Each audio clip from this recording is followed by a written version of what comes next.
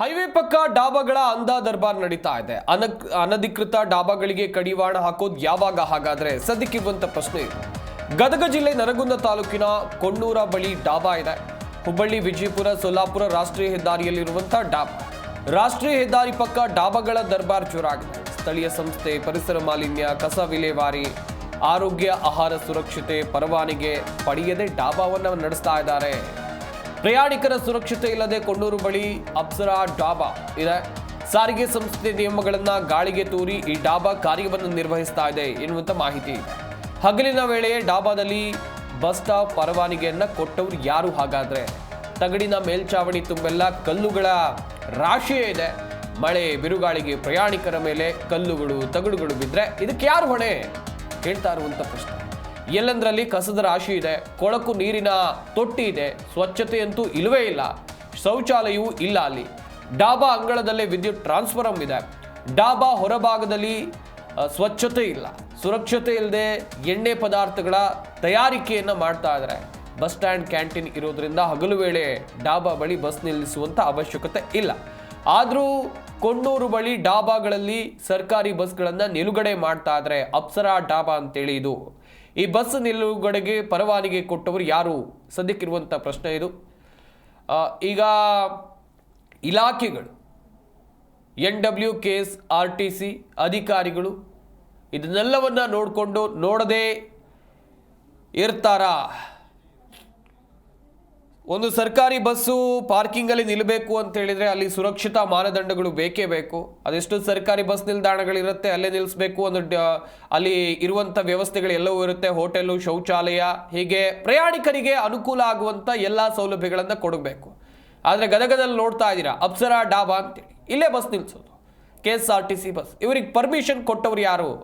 ಇಲ್ಲಿ ಪ್ರಯಾಣಿಕರ ಸುರಕ್ಷತೆಗೆ ನೀವು ಏನು ಗ್ಯಾರಂಟಿ ಕೊಡ್ತೀರಿ? CCTV ಇದೆಯಾ? ಕುಡಿಯೋಕ್ಕೆ ಶುದ್ಧವಾದಂಥ ನೀರು ಕೊಡ್ತೀರಾ? ಶೌಚಾಲಯದ ವ್ಯವಸ್ಥೆ ಇದೆಯಾ? ನೋಡ್ತಾ ಇದ್ದೀರಿ ಕಸದ ರಾಶಿಯೇ ಇದೆ, ಅಲ್ಲಿ ಕಸದ ರಾಶಿಯೇ ಇದೆ. ಇದರ ನಡುವೆ ಪ್ರಯಾಣಿಕರು ಊಟ ಸೇವನೆ ಮಾಡೋದು ಹೇಗೆ? ನರಗುಂದ ಸಮೀಪ ಆಕೈತಿ ರೀ. ಹುಬ್ಳಿ ಸೊಲ್ಲಾಪುರ ರೋಡ್ ರೀ, ಅಪ್ಸರಾ ಧಾಬಾ ರೀ. ಪರ್ಮಿಷನ್ KSRTC ಪರ್ಮಿಷನ್ ತೊಗೊಂಡ್ರಿ ಸರ್? ತೊಗೊಂಡಿದ್ದೈತಿ. 8 ಬಸ್ಸಿಂದ ನೈಟಿಂದ ಐತಿ ರೀ. ಡೇ ಪರ್ಮಿಷನ್ ಇಲ್ಲ ರೀ. ಇದು ಡಾಬಾ ಪರ್ಮಿಷನ್ ಐತೇನ್ರಿ? ಲೈಸೆನ್ಸ್ ರೀ? ಹಾಂ ಅದ ರೀ. ರಿನ್ಯೂವಲ್ ಮಾಡಕ್ಕೆ ಕೊಟ್ಟಿವಿ ರೀ. ಪಂಚಾಯತಿ ಒಳಗಿಂದ ಲೈಸೆನ್ಸ್ ಐತೆ ರೀ, ರಿನ್ಯೂವಲ್ ಮಾಡಕ್ಕೆ ಕೊಟ್ಟಿವಿ ರೀ. ಯಾವಾಗ ಮುಗಿದ್ರಿ ಅದು? ಮಾರ್ಚ್ ಟು ಏಪ್ರಿಲ್ ತನಕ ಇರುತ್ತೆ ರೀ. 1 ವರ್ಷದ ಗ್ರಾಮ ಪಂಚಾಯತಿ ಒಳಗೆ. ಈಗ ಏಪ್ರಿಲ್ ಅಂತ ಹೇಳಿದ್ರೆ ಮತ್ತೆ 4 ಕೊಟ್ಟಿವಿ ರೀ. ಅದಕ್ಕೆ ಮಾಡಿಸಿದ್ದಿಲ್ಲ ರೀ, ಅದು ಉಳಿದಿದ್ದು ಒಂದು ಕೇಸ್ ಕೊಟ್ಟಿವಿ ರೀ. ಆನ್ಲೈನ್ ಪೇಮೆಂಟ್ ಐತೆ ಇಲ್ಲ ನಿಮ್ಮ ಕಡೆ? ಆಯ್ತು. ಬೋರ್ಡ್ ಹಾಕಿರೋ ಅದಕ್ಕೆ ಬೋರ್ಡ್ ಅಂದ್ರೆ ಅದು TV ಒಳಗೆ ತೋರಿಸಿದ್ರಲ್ಲ, ಹೆದರಿಕೆ ಬಂದ್ ಮಾಡಿದ್ದೀರಿ. ಇಕ್ಕಟ್ಟು ಅದನ್ನ ಆಗಂಗಿಲ್ಲ, 20 ಲಕ್ಷ ರೂಪಾಯಿ ಮೇಲೆ ಅಂತಂದ್ರೆ ಅಷ್ಟ ನಮ್ದು ಆಗಂಗಿಲ್ಲ ಅನ್ನೋದಕ್ಕೆ ತೆಗೆದ್ಕೆ ಆನ್ಲೈನ್ ಚಾಲು ಇಟ್ಟಿರಿ. ಎಷ್ಟು ಬಸ್ಸಿನ ಪರ್ಮಿಷನ್ ತೊಗೊಂಡ್ರಿ ಸರ್? ಎಷ್ಟು ಬಸ್ ನಿಲ್ತಾವು? 8 ಬಸ್ನಿಂದ ಪರ್ಮಿಷನ್ ತೊಗೊಂಡಿದ್ರಿ. 12ರಿಂದ 15 ಮಟ್ಟ ಬಸ್ ನಿಂದಿರ್ತಾವೆ ರೀ. ಗಾಳಿ ಬಿಟ್ರೆ ಅಂದ್ರೆ 6 ಬಾರ್ದು ಅನ್ನೋ ರೀತಿಲಿಂದ ಇಟ್ಟಿದ್ದೈತೆ ರೀ. ಕಲ್ಲು ರೀ ಮ್ಯಾಕ್ರಿ. ಮತ್ತು ಈಗ ಫ್ಯಾಮಿಲಿ ಡಾಬಾ ಅಂತೀರಿ, ಅಲ್ಲೆಲ್ಲ ಟ್ರ್ಯಾಕ್ಟರ್ ಪಾಕೆಟ್ ಹೋಗಿದ್ದವು. ನಮ್ಮ ಕಡೆ ಡ್ರಿಂಕ್ಸ್ ಅಲೌನು ಇಲ್ರಿ, ನಮ್ಮ ಕಡೆ ಶ್ರೀರಾಮ್ನು ಇಲ್ರಿ. ಇಲ್ಲಿ ಪರ್ಮಿಷನ್ ಕೊಡಂಗಿಲ್ಲ ನಾವು. ಅಲ್ಲಿ ಹೊರಗೆ ಬಂದಾರ ಯಾರು ಏನು ಮಾಡಿ ಹೋದ್ರಂದ್ರೆ ಅದರ ಬಿದ್ದಿದ್ದು ಹಿಂಗೆ ಬಿದ್ದಿರ್ಬೋದು. ಕಸ ನೋಡಿದ್ರಿ ಇಲ್ಲಿ. ಈ ಬಗ್ಗೆ ಇನ್ನಷ್ಟು ಮಾಹಿತಿಯನ್ನು ಕೊಡ್ತಾರೆ ನಮ್ಮ ಗದಗದ ಪ್ರತಿನಿಧಿ ಶಹಬಾಜ್. ದೂರವಾಣಿ ಸಂಪರ್ಕದಲ್ಲಿ ಜಾಯ್ನ್ ಆಗ್ತಾ ಇದ್ದಾರೆ.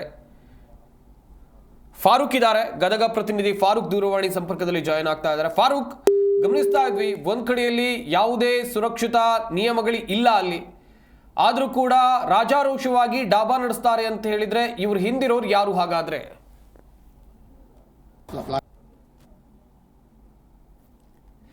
ಮತ್ತೊಮ್ಮೆ ಸಂಪರ್ಕ ಮಾಡುವಂತ ಪ್ರಯತ್ನವನ್ನ ಮಾಡೋಣ. ಗಮನಿಸ್ತಾ ಇದ್ದೀವಿ ಹೈವೇ ಪಕ್ಕ ಡಾಬಾಗಳ ಅಂದಾ ದರ್ಬಾರ್ ಯಾವ ರೀತಿಯಾಗಿದೆ ಅಂತೇಳಿ. ಅನಧಿಕೃತವಾಗಿ ಡಾಬಾಗಳನ್ನು ನಡೆಸ್ತಾ ಇದ್ರು ಕೂಡ ಇದಕ್ಕೆ ಕಡಿವಾಣ ಹಾಕೋಕೆ ಅಧಿಕಾರಿಗಳು ಮನಸ್ಸು ಮಾಡ್ತಾ ಇಲ್ವಾ? ಹಾಗಾದ್ರೆ ಸಾರಿಗೆ ನಿಯಮವನ್ನು ಸಂಪೂರ್ಣವಾಗಿ ಉಲ್ಲಂಘನೆ ಮಾಡಿ ಸರ್ಕಾರಿ ಬಸ್ಸುಗಳು ಡಾಬಾ ಎದುರುಗಡೆ ನಿಂತಿರೋದನ್ನು ನೋಡ್ತಾ ಇದ್ದೀವಿ. ಸ್ವಚ್ಛತೆಯಂತೂ ಮರೀಚಿಕೆ. ಎಲ್ಲ ನಿಯಮಗಳನ್ನು ಸಂಪೂರ್ಣವಾಗಿ ಗಾಳಿಗೆ ತೂರಿದ್ದಾರೆ ಎನ್ನುವಂಥದ್ದು ಗೊತ್ತಾಗ್ತಾ ಇದೆ.